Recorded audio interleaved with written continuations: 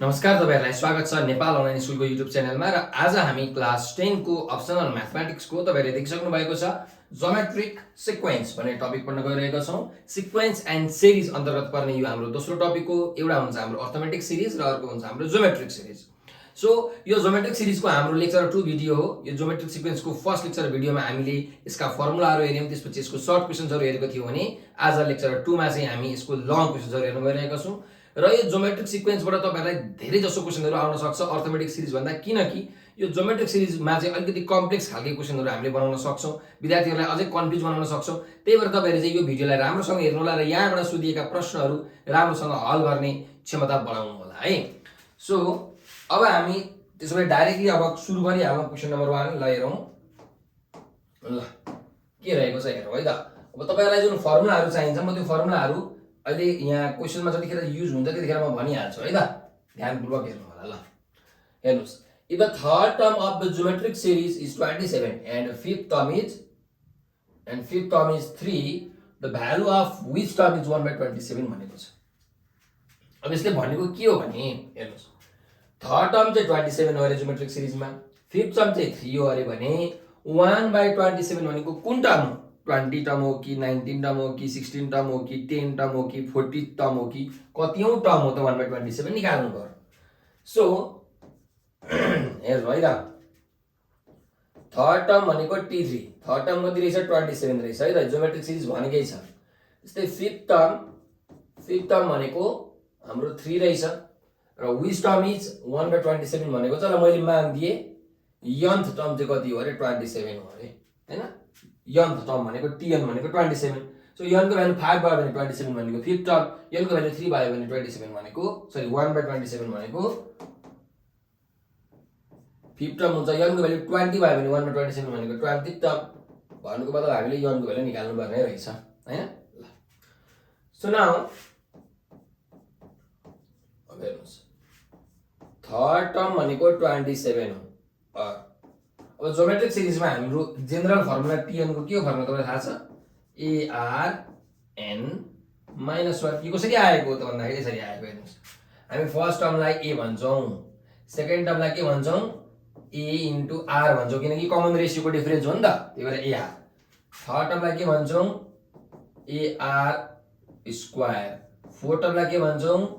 ar को cube. यसरी fifth टर्मलाई के भन्छौं? ar को पावर 4 हो। यसरी नै हेर्नुस् त, यहाँ 2 छ भने r को पावर 1 छ, 3 छ भने r को पावर 2 छ, 4 छ भने r को पावर 3 छ, फिफ्थ छ भने r को पावर 4 छ।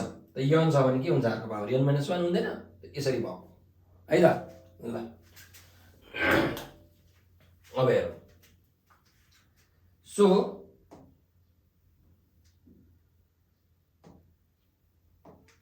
हाम्रो T3 भनेको के हुने रहेछ त? AR² हुने रहेछ। AR² भनेको 27 भयो। यसलाई इक्वेसन 1 मानौँ। अब यहाँ जाऊ, फिफ्थ टर्म भनेको के छ? Fifth term also fifth term भनेको कति छ त? हाम्रो 3 छ। त फिफ्थ टर्म भनेको के हुन्छ? AR को पावर 4 हुन्छ। AR को पावर 4 भनेको 3 भयो। त्यसो भए यसलाई म छुट्याइदिन्छु।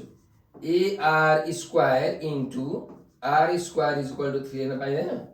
मजाले पाइयो। r को पावर 4 भयो कि भएन? भयो। सो अब यहाँबाट हेर्ने हो भने यो AR² को भ्यालु कति हुन्छ? 27 हुन्छ। हो, यसलाई मैले 27 लेखिदिए अनि यहाँ r² लेखिदिए = 3। त्यसो भए r² भनेको कति भयो त? 3/27 हुने भयो। ल और r को भ्यालु कति आयो त? √ 3/27 भनेको कति हुन्छ? 1/9। 3 9 27 हो नि त। सो 1/9 हुने भयो। देयरफोर r को भ्यालु के आयो त हाम्रो? अब ±1/3 आउने भयो हैन। 3 को स्क्वायर 9 हो नि त, त्यही भएर ±1/3 आउने भयो। सो यो भयो हाम्रो कमन रेशियोको भ्यालु।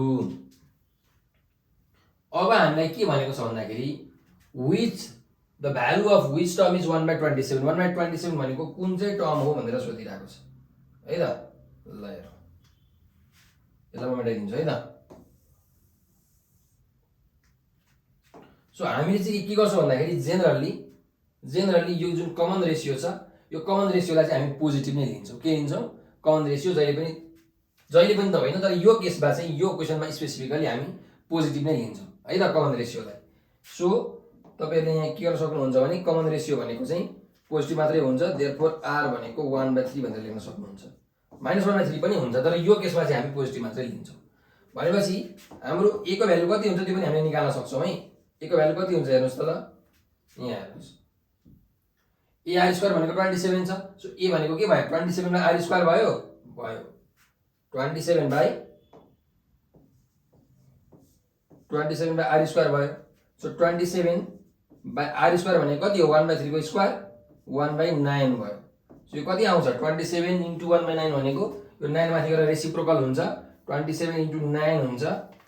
a को भ्यालु आउँछ 243 भनेको फर्स्ट टर्म हाम्रो 243 हुने रहेछ, कमन रेसियो 1/3 हुने रहेछ। अब जाउँ which term is 1/27 भनेको छ।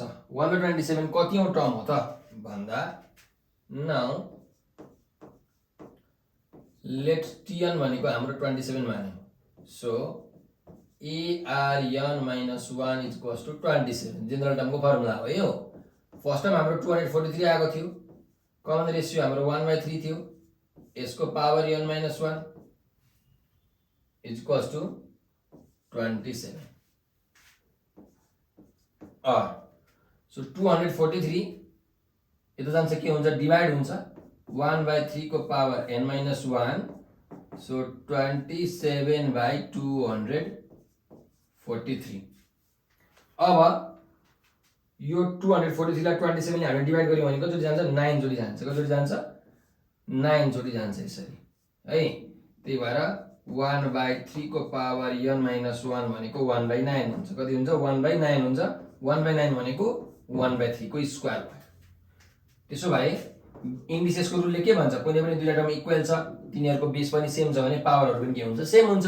सो यो n - 1 र यो 2 के हुन्छ? सेम हुन्छ, इक्वल हुन्छ। n - 2 = 1, देयरफोर n भनेको कति रहेछ? 2 + 1 3। त 1/27 कति रहेछ? ओहो, मैले यहाँ 27 लेखे है। यहाँ मैले 27 लेखे, यहाँ मैले 1/27 लेख्नु पर्ने है। सो 1/27 चाहिँ लेखौँ है त। 1/27 लेखौँ ल। 1/27 1/27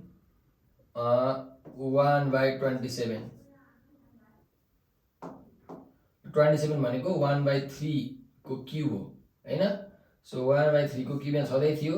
अब 243 यतातिर आयो, 1/243 भयो। 243 भनेको 3 को पावर कति हुन्छ? 3 को पावर 5, यस 3 को पावर 5 भनेको यो 243 यतातिर आउँदा 1/3 को पावर 5 भयो है यो। सो यो भनेको कति भयो? 1/3 को पावर 5 + 3 8 भयो। n - 1 भनेको 8 भयो, n भनेको 9 भयो। भनेपछि हाम्रो 9th टर्म रहेछ 1/27 है त। Therefore 1/27 is 9th term of geometric series यदि यहाँ 27 भएको भए अघि हामीले गरेको थियौं, थर्ड टर्म आएको थियो हैन, र 1/27 हो भने हाम्रो 9th टर्म हुँदो रहेछ भन्ने कुरा हामीले यहाँबाट बुझ्यौं। यसरी तपाईले यो प्रब्लमलाई सल्भ गर्नु होला। अब जाउँ हामी नेक्स्ट क्वेशनमा। तपाईले यो स्क्रिनशट गर्नुस् है त। यस्तो खाले क्वेशनहरु सोध्छ, कुनै दुईटा टर्म दिन्छ, 6 टर्म र 7 टर्म दिन्छ, अनि 20 टर्म कति हो निकाल भनेर भन्छ। यस्तो खाले क्वेशनहरु तपाईले राम्ररी हेर्नु होला। यो एउटा टाइप हो है यो। अब अर्को जाउँ क्वेशन नम्बर 2 मा।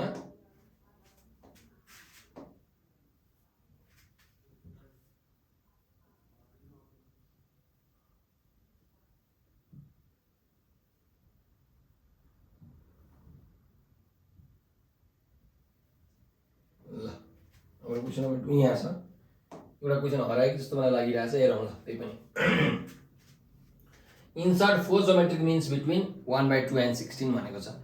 सो 4 र ज्योमेट्रिक मिन हामीले हाल्नु पर्यो के को बीचमा? 1/2 र 16 को बीचमा। भनेपछि हाम्रो फर्स्ट टर्म a भनेको चाहिँ रहेछ 1/2, लास्ट टर्म b भनेको चाहिँ रहेछ कति? 16। यही दुईटाको बीचमा हाल्नु पर्ने छ। कतिवटा ज्योमेट्रिक मिन? 4 वटा ज्योमेट्रिक मिन। सो हेरौँ, a र b छ। अब हामीले एउटा चाहिँ पढेको छौं है, सर्ट क्वेशनको एउटा भिडियोमा पढेको थियौं। म तपाईलाई त्यो अहिले रिभाइज गरिहाल्छु हेर्नुस्। यदि कुनै दुईटा नम्बर बीचमा एउटा ज्योमेट्रिक मिन छ यम भन्ने मात्रै मिन छ भने यो यम भनेको के हुन्छ रुट अन्डर एबी हुन्छ हैन रुट अन्डर एबी ठ्याक्कै बिचको के हुन्छ त रुट अन्डर छेउछेउको हुन्छ यो ज्योमेट्रिक सिरिजमा यदि यो ए एम बी ज्योमेट्रिक सिरिजमा छ भने यम भनेको ज्योमेट्रिक मिन हुन्छ त्यसो भए अब चाहिँ हामीलाई यहाँ के छ भने नि चारवटा ज्योमेट्रिक मिन छ के छ चारवटा ज्योमेट्रिक मिन ए र बी को बिचमा चारवटा ज्योमेट्रिक मिन 1 2 ज्योमेट्रिक मिन यो ज्योमेट्रिक मिन थर्ड यो ज्योमेट्रिक मिन 4 यस्तो छ सो यो सबै के हो खासमा ज्योमेट्रिक सिरिजमा हुन्छ केमा हुन्छ ज्योमेट्रिक सिरिजमा हुन्छ अब हेर्नुस् यो फर्स्ट ज्योमेट्रिक मिन भन्नु र सेकेन्ड टर्म भन्नु कुरो एउटै हो है first geometric mean second term भनेको एउटै हो यो थर्ड टर्म हो यो फोर्थ टर्म हो यो फिफ्थ टर्म हो यो सिक्स्थ टर्म हो यो फर्स्ट टर्म T1 हो ल हेर्नुस् अब हाम्रो यो ज्योमेट्रिक सिरिजमा सेकेन्ड टर्म भनेको के हो सेकेन्ड टर्म भनेको फर्स्ट मिन हो सेकेन्ड टर्मको फर्मुला थाहा छ नि हामीलाई AR मात्रै हो त्यस्तै थर्ड टर्म भनेको के हुन्छ सेकेन्ड मिन हुने रहेछ सो थर्ड टर्मको फर्मुला के हो AR स्क्वायर भनेपछि सेकेन्ड मिनको पनि AR स्क्वायर भयो फोर्थ टर्मको के भयो फोर्थ टर्म भनेको थर्ड मिन रहेछ हेर्नुस् फिफ्थ टर्म भनेको फोर्थ मिन रहेछ हो ल हेर फोर्थ टर्मको फर्मुला के हो